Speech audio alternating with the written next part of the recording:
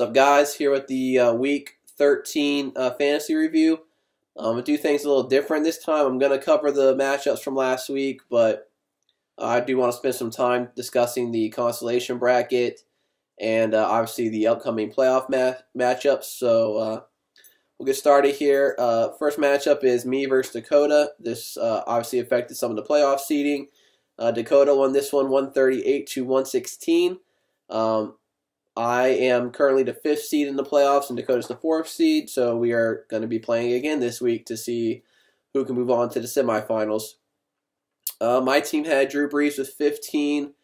Keenan Allen's been doing great, 22. I had 10 out of Jimmy Graham, 24 out of Burkhead. He's been doing pretty well also, and 14 out of the Ravens defense. Had a lot of guys on my bench who scored touchdowns, didn't get many yards, but I don't think anything would have really helped me win this one. Looking at Dakota's team, Wentz with 17, Bell had 27, Dez Bryant with 15, Fitz had 21, Michael Thomas with 16, Bears defense with 10, Gostkowski with 13. Also had Alfred Morris on the bench who had 19 there.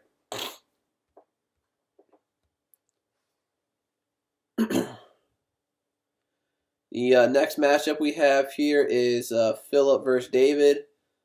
Philip won this one fairly easy. It was 118 to 58. Obviously, because you get 3 zeros in your lineup, you're not going to win. Obviously, one of those was just poor play from one of his players, but 2 of them are guys who are not going to be playing, and David had him in the lineup. We look here at Phillips' team. Mariota had 18, Gurley with 19, Fournette 15, AJ Green 23, Rudolph had 12, Raiders defense had 10. Had Alex Smith on the bench who had 38, so he could have got some more points there. Alex Collins on the bench as well with 23.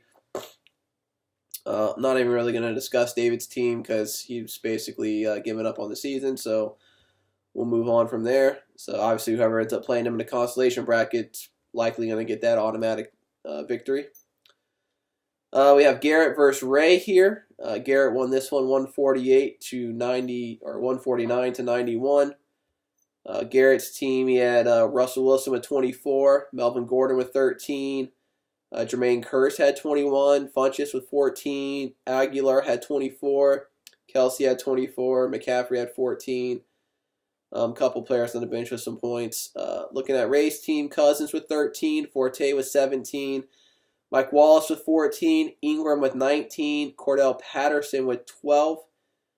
Had C.J. Anderson on the bench who had 13. Played the Lions defense, got a -4, so that definitely doesn't help the situation there. But it's been a tough season for Lego. He swears up and down he's retiring.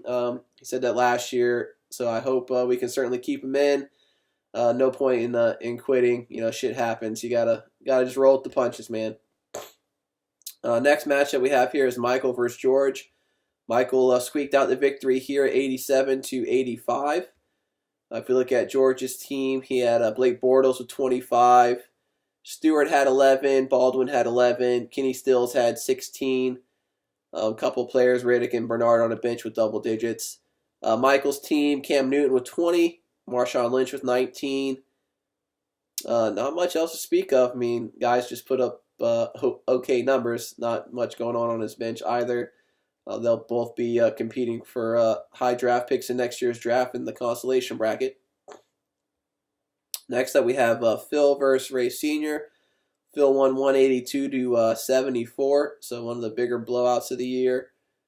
Phil's had Roethlisberger with 18, Lamar Miller with 12 or 11, Jamal Williams with 19, Antonio Brown with 20, Tyreek Hill with 34.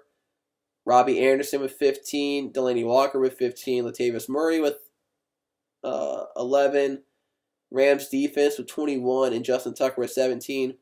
He may be the first team this year where all the players scored in double digits. I'm obviously not going to spend the time to look that up, but I believe that might be the case there. Also had Marquise Lee on the bench with 18 and Andy Dalton with 19. We look over here at Ray Sr.'s team, the defending champ. Obviously, he's 2-time defending champ, so much respect to him. Good luck in the consolation bracket. Obviously, I'm very glad we will have a different champion this year. So we'll see how that goes. Tough week for him. Golden Tate had 11. Marvin Jones with 11. Hunter Henry with 12. Chargers defense with 12. Had Winston on the bench with 19. Josh Gordon on the bench with 11. His season was tough. Brady kind of was back and forth a lot during the season. Jordan Howard was up and down a lot. Some stuff like that. It seems like it affected his team there. And the last matchup we have here is Dalton versus Joseph. Dalton won this one 134-76. And if we look at the matchup here, Dalton had Jared Goff with 15. Kamara had 27. Sean McCoy with 11. DeAndre Hopkins with 12. Gronk had 19. Patriots had 12. Zerline with 17. Had Derek Carr on the bench who had 15. Joseph's team, Kenyon Drake had 22. Jaguars defense with 13. I mean, that's really it to speak of on his team there. So that covers the matchups there. You guys, obviously today free agency began and ran.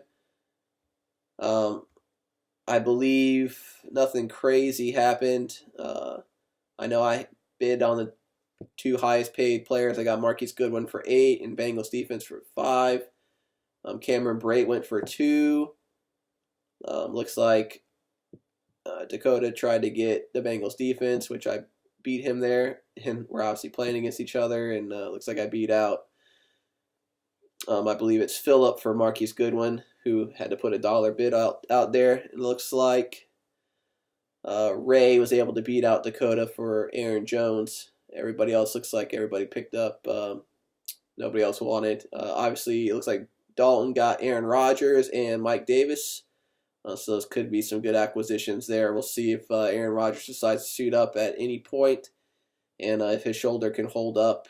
I don't believe they have the best matchups moving forward.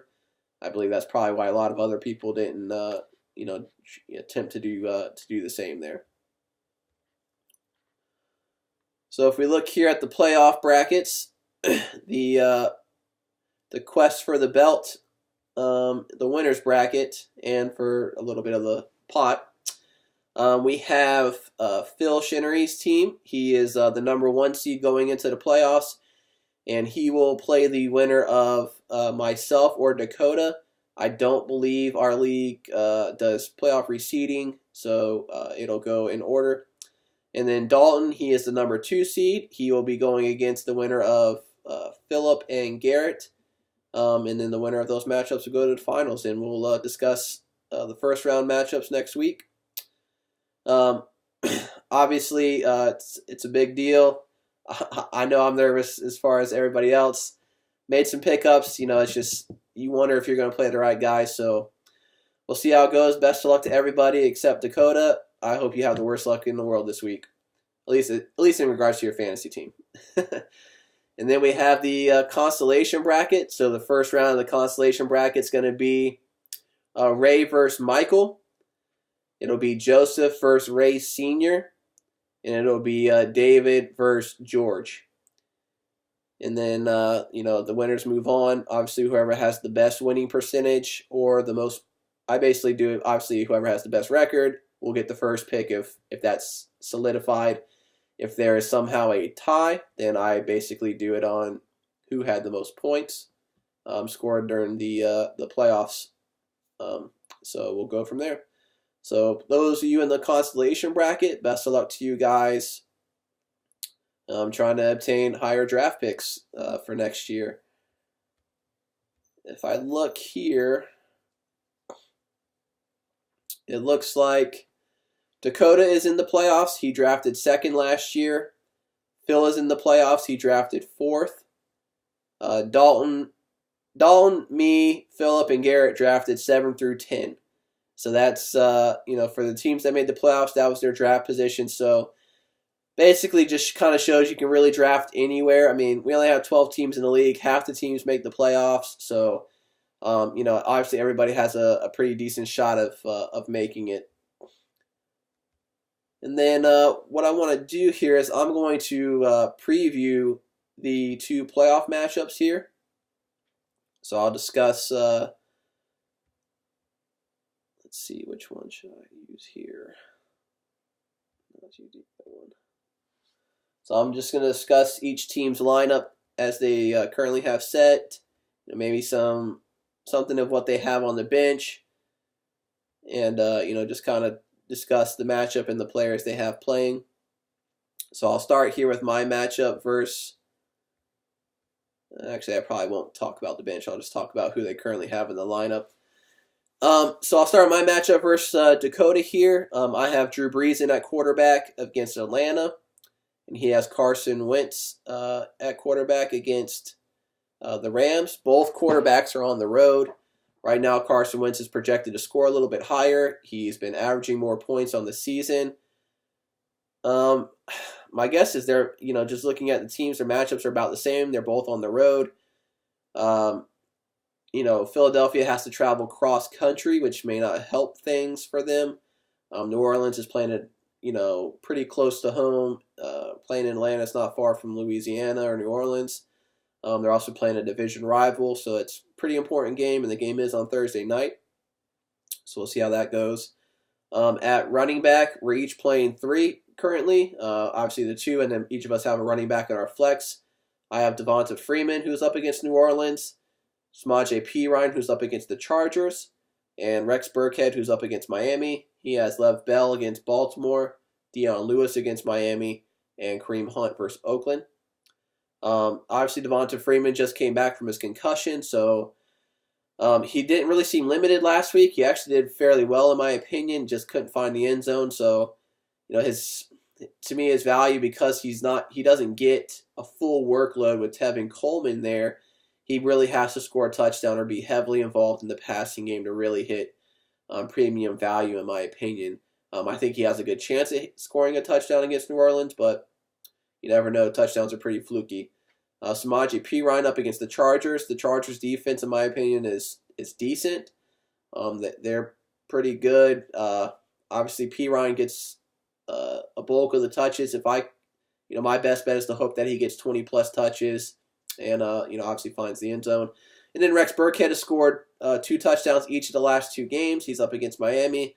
I think they continue to feed him the ball while he's the hot hand. And, if I can get 1 touchdown out of him, I'll be solid there.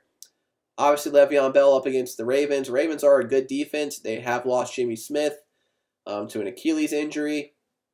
And he torched the Ravens earlier this year for like 35 fantasy points. So, obviously, anything can happen there. Dion Lewis is beginning the bulk of the carries in New England. Him and Burkhead kind of sharing a little bit, but Lewis is getting more. Just not finding the end zone. This could be the week he finds the end zone. I don't know. He's going to get the ball a lot, and the Dolphins suck. So I'm just obviously hoping for the best there. Kareem Hunt against Oakland. I don't really know how that's going to go. Hunt has been up, had a great first half of the year, very struggling a lot. Not really getting the ball as much as you would expect recently. So, we'll see how that goes. Oakland's defense isn't anything special.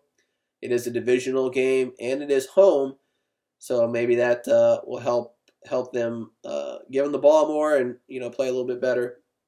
At receiver, my 3 are Brandon Cooks, Keenan Allen, and Marquise Goodwin. He has Dez Bryant, Fitzgerald, and Michael Thomas.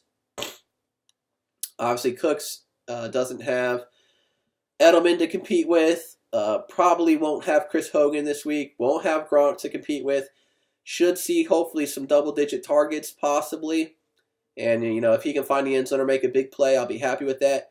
Keenan Allen has completely destroyed it the past 2 to 3 weeks. I don't expect anything less this week against Washington, who doesn't have a great pass defense and is not very good at guarding the slot. So I'm excited about that. And then I just picked up Marquise Goodwin today. I believe he had 8 catches and double-digit targets on Sunday with Garoppolo in there. He's the number 1 target in San Francisco. Houston doesn't have a great back-end defense. I'm hoping they pepper him with targets, and, he is known for making some big plays with his speed. So I'm hoping to maybe get 1 or 2 of those. My decision was between him and Sanu. I already have quite a bit of players playing Thursday night. I don't want to put all my eggs in one basket. That is the highest over-under game of the week. But, he's kind of up and down. I just hope I make the right call there. He's got Dez Bryant against the Giants. I don't know how the Giants are going to play at all. Dez is really up and down in my opinion. Fitz against Tennessee. Fitzgerald's probably going to destroy them. Tennessee does not have a good defense whatsoever. I expect him to get double-digit targets. He'll likely get close to 100 yards receiving, and I'm sure he'll find the end zone at some point in that game.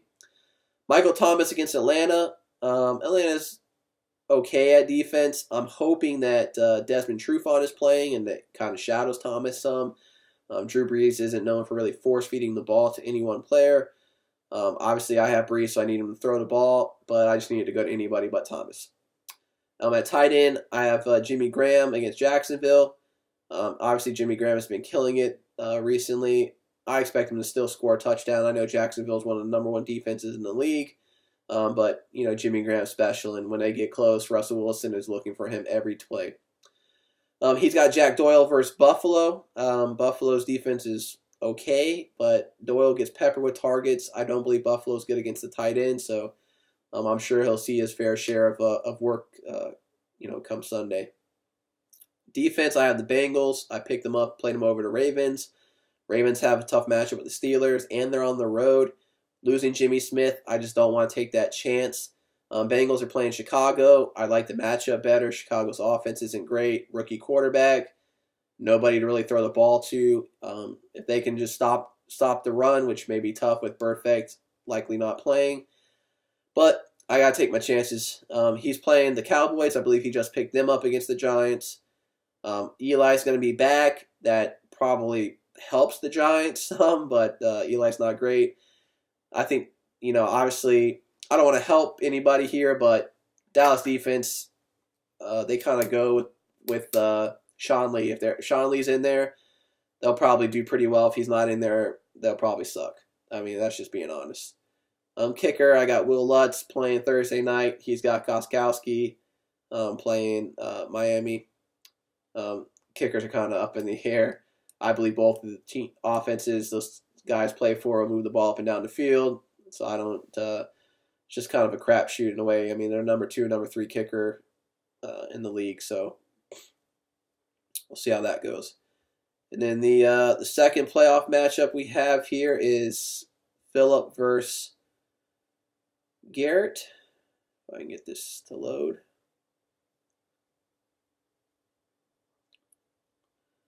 So in case you're wondering, right now Dakota is projected to win by 11. And right now, Phillip is projected to win by 7.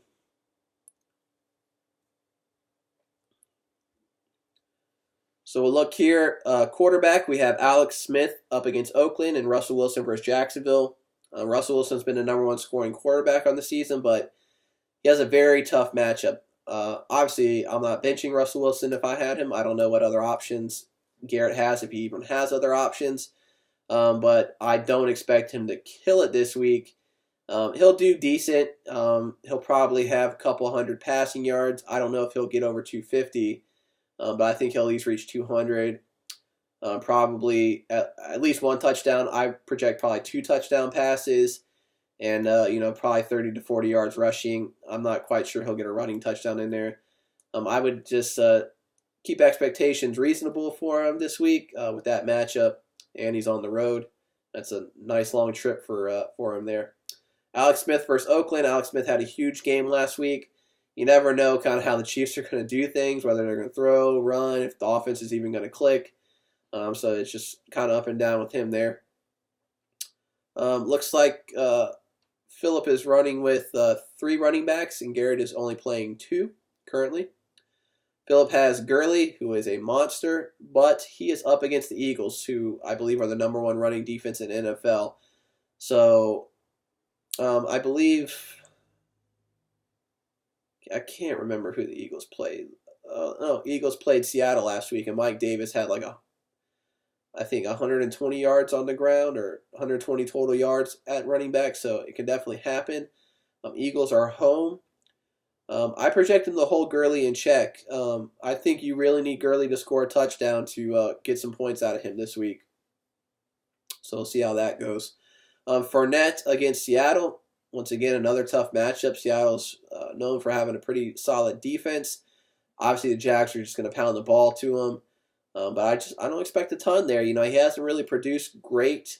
Recently he's coming off an injury, and teams are really just stacking the box against that guy, and it's just very difficult to run on that. He has Isaiah Crowell versus Green Bay. Green Bay, I want to say they have a decent run defense. I know overall their defense isn't that great. Cleveland does have Josh Gordon back now, so teams can't quite put as many people in the box because he can definitely spread the field. I probably think Crowell does pretty well this week. He might get close to 100 yards and a touchdown, so I expect a decent game out of him there. We got Melvin Gordon versus Washington. Washington's defense isn't great. The Chargers have started to give the ball to Gordon a little bit more and not playing Eckler quite as much, so he should be able to produce pretty decent. You got McCaffrey against the Vikings. Obviously, McCaffrey's going to get targets. He's going to get some touches, but he's playing one of the top defenses in the league, and I don't expect much out of him there. I mean, they got some good linebackers there in Minnesota that can likely keep up with him somewhat and hold him in check. I'm not a big fan of Cam Newton myself, so I don't expect a big game out of McCaffrey this week. At receiver, Phillips playing three of them. A.J. Green, Devontae Adams, and Sterling Shepard. And Garrett is playing four. He has Crabtree, Kearse, Funchess, and Aguilar. A.J. Green's up against Chicago. I want to say I heard Danny Trevathan is not playing this week. So obviously bodes well for A.J. Green. He had a big game last week. Or a decent game last week. He's probably guaranteed to have, 6-7 catches, a touchdown. I don't see any reason why he wouldn't. You got Devonta Adams versus Cleveland. Not a great game out of him last week, but he's Brett Hundley's number one target. Hundley throws it to him. I don't know what kind of connection they have, but he's definitely going to get targets, has a good chance of scoring a touchdown against Cleveland. You got Sterling Shepard against Dallas. Shepard is questionable currently. I'm not sure it's wrong, but they got Eli back. That could definitely help. Dallas is very up and down in the defense, so you kind of don't know there. I really think you need double-digit targets, or you need a touchdown or something to get some production out of Shepard there. Look over here at Garrett's team. He's got Crabtree versus Kansas City. Marcus Peters is out for Kansas City. They suspended him for throwing the flag into the crowd. The Chiefs did. I don't believe Amari Cooper is going to play this week. So Crabtree is the number one guy. He's going to get the ball. Chiefs are not good in the secondary. I mean, Crabtree's a great play this week. I'd be shocked if he doesn't score a touchdown, and I wouldn't be surprised if he got two of them this week. You got Jermaine Kearse versus Denver. Obviously, Denver's got some good corners. They'll get Aqib Talib back this week from his suspension from the fight with Crabtree. But Kearse has been producing the past few weeks. And Denver's defense isn't what it looks like on paper. I know they have some injuries, and part of me thinks they don't care about the season anymore. They know they can't make the playoffs. Their offense can't score any points. Defense is like, fuck it, what am I doing here? So we'll see what mentality to come with. It could be a good play, or he could get shut down. You never know. Funchess versus Minnesota. My guess is Xavier Rhodes is going to shadow Funchess the whole game. Rhodes held Julio Jones to 2 for 24. Funchess isn't on Julio's level, and I don't think Cam Newton can throw as well as Matt Ryan. I don't expect Funchess to do a lot. I mean, he's gonna have a very tough week, in my opinion. And he's got Nelson Aguilar versus the Rams. Aguilar's been very up and down this year. I don't Ertz's status for the game is up in the air. So if he doesn't play, that maybe opens up some more targets. He's kind of like a dice throw. I mean, everybody's got usually one or two of them in their lineup. So you never know. It could be great. It could not be great. you got to throw Hail Marys every once in a while. Right now we have the Broncos defense versus the Jets. Jets have been playing pretty well. Broncos defense is on Phillips' team, so we'll see how that goes. And then we got Vikings defense on Garrett's team versus the Panthers. So right now he's got 2 Panthers players in his lineup and the Vikings defense, so somebody's going to negate somebody there. Personally, I like the Vikings play, but given his bench, he may not have much of an option there as far as what to play. So tough management decisions have to be made there. And then at kicker, we got Boswell for the Steelers against Baltimore and Suckup against Arizona. I think both offenses should be able to score okay. So both kickers, they're kickers. We'll see how it goes. But that's the playoff matchups. That's the Week 13 in review. Best of luck to everybody, as even you guys that didn't make the playoffs because your teams suck and you're horrible owners. Just kidding. For some of you, anyways. Obviously, injuries happen, and fantasy's somewhat luck in a way. I think, in my opinion, it's like maybe 60% skill, 30% luck, and whatever else. I don't know, but I definitely think there's skill involved. You have to pay attention. You have to manage your team. You have to see what else is available. Work the waiver wire. Work some trades. Obviously, trades work out for you. Sometimes they don't, but you got to take those chances. I think I've only made 1 trade this year. In the long run, it probably didn't work out so well for me, but hey, man, you got to take a chance, man. You'll never know what can happen. So, obviously, teams in the playoffs, like I said earlier in the chat, hope all your guys get the flu and they're out for the rest of the playoffs, and you guys got to play with the waiver wire guys and make it easy for me to win. I would really like to win, as all you guys would like to. So, good luck to everybody. It's going to be fun, tomorrow night during the Thursday night game, and I'm sure it'll be a blast come Sunday and even going into Monday night. For those of people that got people on Monday, I know my matchup with Dakota's got people playing Monday night. So depending on how our matchup goes, it may be going into Monday, but we will know Monday morning or late Sunday the winner between Philip and Garrett, as currently neither one have anybody playing in the Monday night game, and we'll have a pretty good idea going into the Sunday night game where things stand, as currently there's only one player, the kicker for the Steelers, playing for Philip Sunday night. So he will either he'll either be behind, or if he's winning, it doesn't matter. So we'll see how things go. Good luck to everybody, and see you next week.